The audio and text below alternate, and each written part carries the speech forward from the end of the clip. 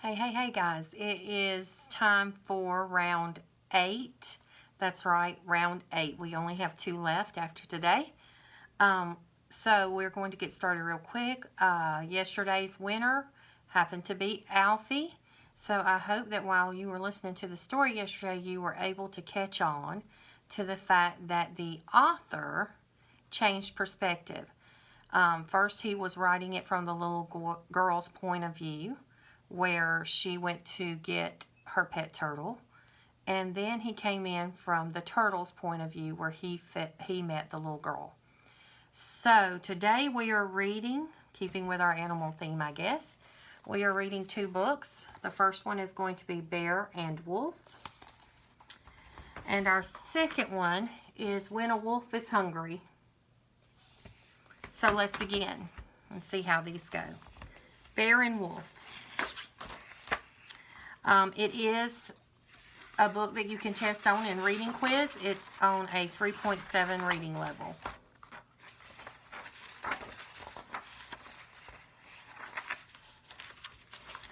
It was a windless night, and glowing snowflakes fell through the trees deep in the forest. Bear was out walking when she spotted something poking out from the glistening white.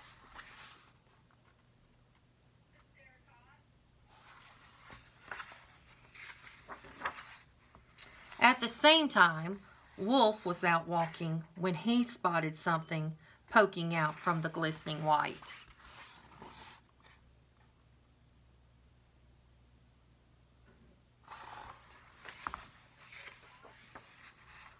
When Bear got closer, she could see it was a young wolf. She could see the wolf's pointy snout, smooth gray fur, golden eyes, and wet black nose. When Wolf got closer, he could see it was a young bear. He could see the bear's big round head, soft black fur, deep brown eyes, and wet black nose.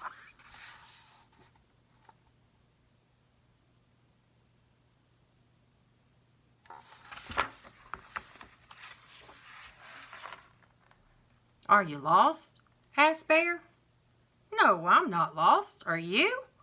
asked Wolf. "No, I'm not lost. I'm out for a walk, to feel the cold on my face and to enjoy the quiet of the woods when it snows. What are you doing?" "Well, I'm out for a walk, to feel the cold under my paws and to listen to the crunching of the snow as I walk." "Do you want to walk with me?" asked Bear. "Sure," said Wolf.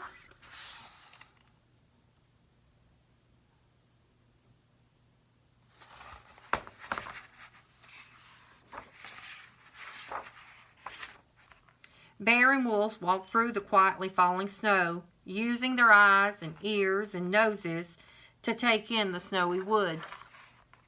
They both had thick, warm fur that covered their whole bodies. They were creatures made to be comfortable in the very cold.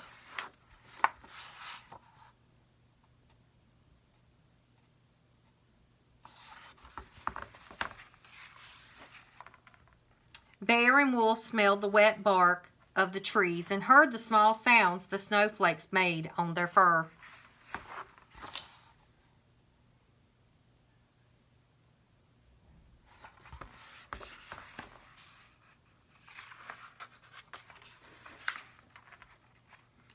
They slowed down to look closely at the different shapes.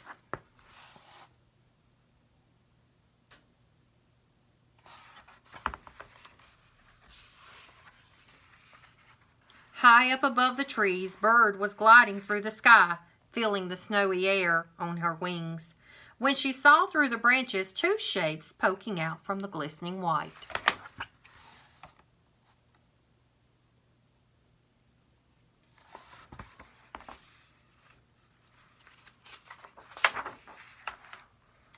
She flapped down to rest on a branch to get a better look. Now she could see it was a bear and a wolf, walking together side by side.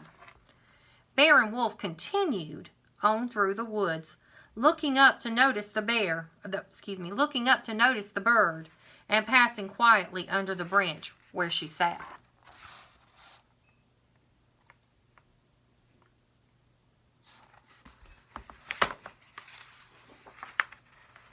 The snow was slowing as they came to a great clearing in the woods.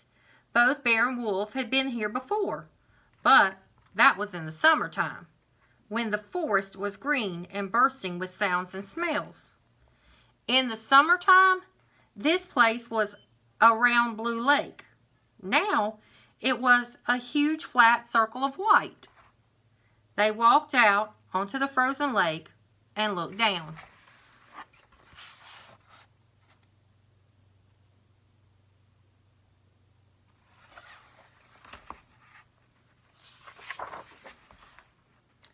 Bear cleared away some snow with her paw.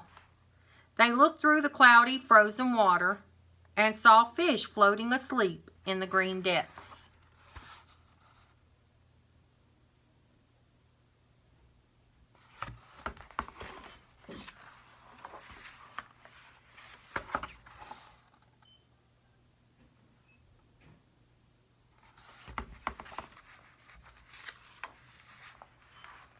I have to go now, Wolf, said Bear.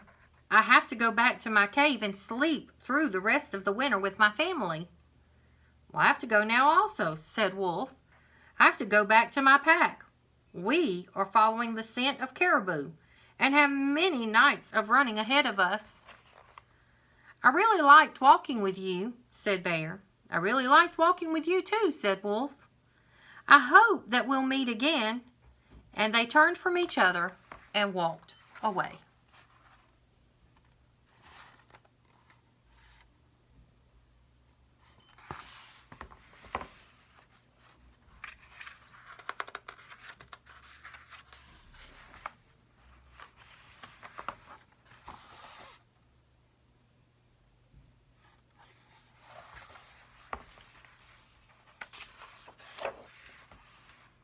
Bear spent the winter deep in a cave with her family, sleeping dreamlessly in her thick, warm fur.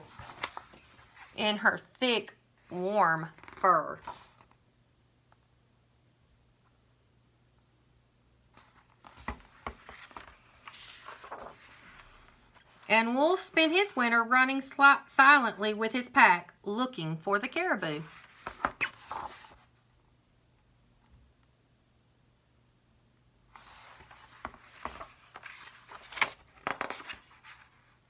Some time passed and winter faded from their part of the earth.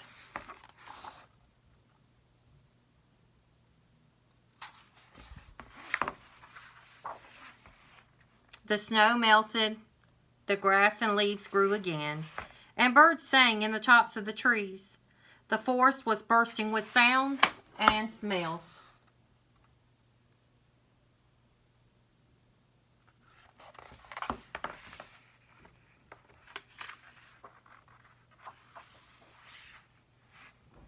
Bear was out walking through a deep grass when he spotted something poking out from the swaying green.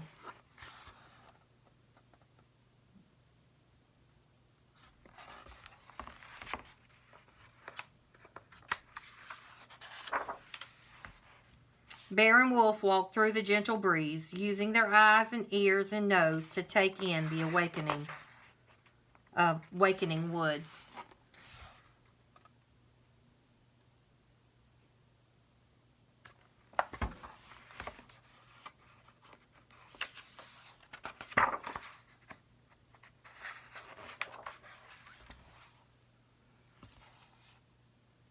Bear and Wolf.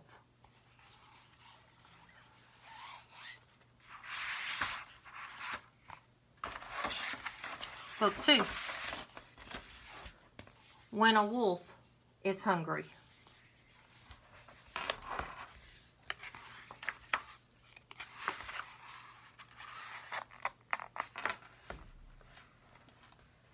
One Sunday morning, Edmund Big Snout, Lone Wolf, left his home in the woods with a great big knife in his paw.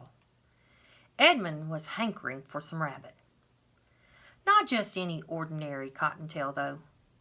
What he craved was a grain-fed, silky-haired rabbit, one with just a hint of sweetness. A city bunny.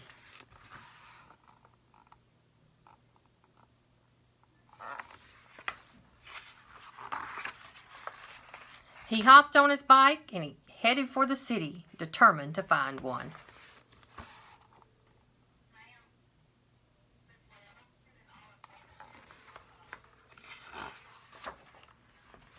He stopped in front of a tall apartment building. He checked the names next to the buzzers and found exactly what he was looking for. Max Atomos Miniature Rabbit, 5th floor. Oh, Edmund was so happy. With the point of his knife, he pressed the button for the elevator. Ding! Inside the elevator, he set down the knife and adjusted his bow tie. Just because a wolf is hungry doesn't mean he can't be fashionable. But, of course, he forgot his knife in the elevator.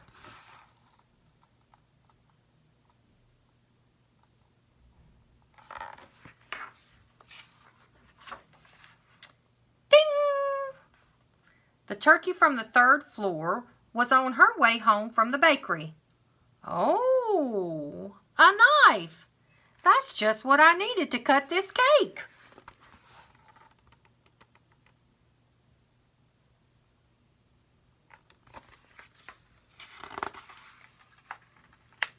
On the 5th floor, the wolf realized his mistake. He pressed the button again, but no knife. Doesn't matter, thought Edmund.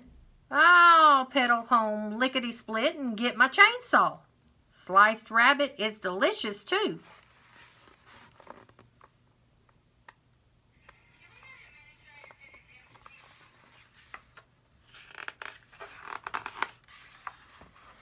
In no time at all, Edmund was back.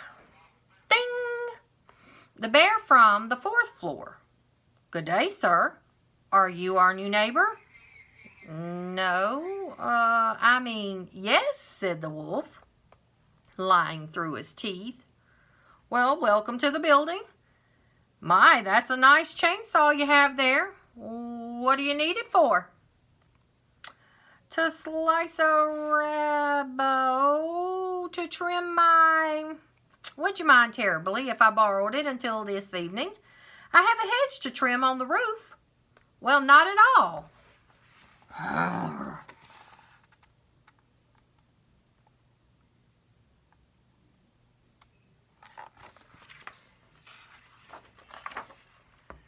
How annoying.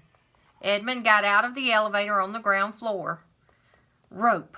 I need rope, he thought, to tie up that rabbit and eat him in peace. The wolf pedaled back, but he was getting hungrier and hungrier. All this biking certainly worked up an appetite.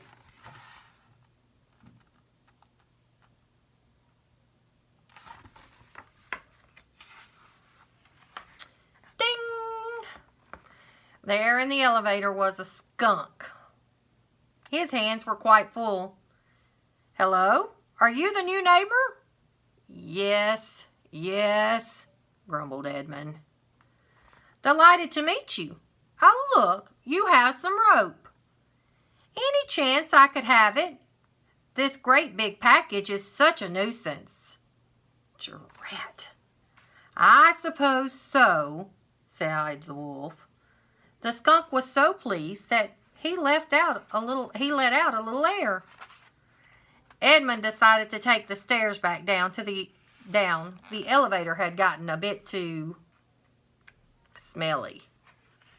Oh, well, never mind. The wolf rushed home to get a big pot. He would just throw the rabbit in and eat him whole. No more messing around.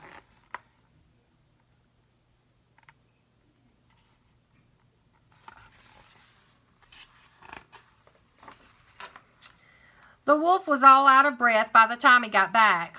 A large cow was waiting for the elevator. Oh, hello, Mr. Edmund Big Snout. A new neighbor. How delightful. And what a lovely pot. It is, isn't it? Tell me, neighbor, would it be too forward of me to ask to borrow it? Well, I sort of need it. What a shame. My husband will be terribly upset. But no matter. You'll explain it to him yourself, won't you? Never mind. Just take it.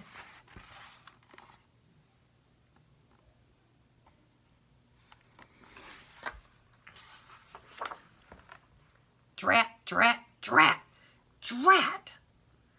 All right, it's barbecue time, thought Edmund.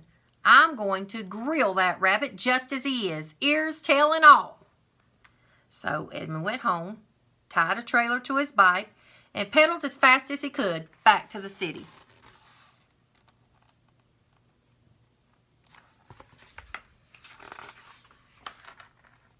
Ding! And right there in front of him was Miss Eyestopper, who had a box of matches in her paw. Oh, how fancy. Do you live here with your parents?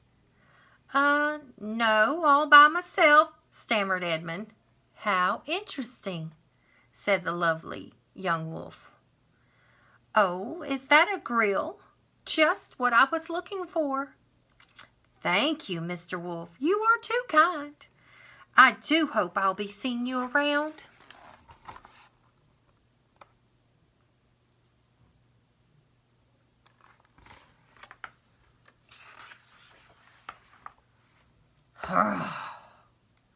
Enough is enough. I'm going to eat him raw. With a little mustard, and that's it. Edmund made it up to the 5th floor without meeting anyone. Phew. A note was taped to the rabbit's door. I'm on the roof. Max. To the roof I go. My little rabbit, to eat you at last.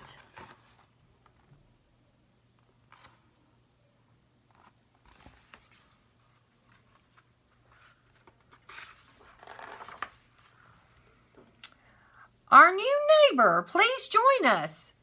Come over here, dear friend. Oh, you even brought mustard. How neighborly of you. Don't be shy. We won't eat you.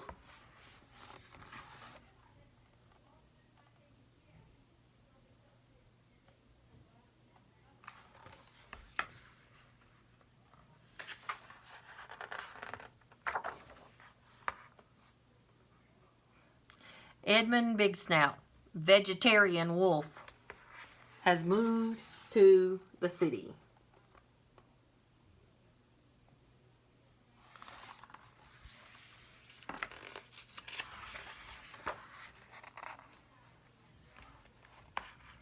Mr. Edmund Big Snout, vegetarian wolf, president of the Good Neighbor Association.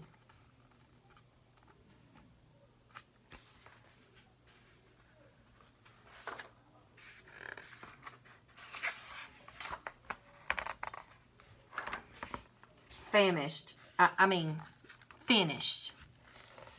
The end. And that's what happens when a wolf is hungry. I hope you enjoyed our books today. Your choices are When a Wolf is Hungry and Bear and Wolf. So, I can't wait to see how your votes turn out today. Thank you for watching.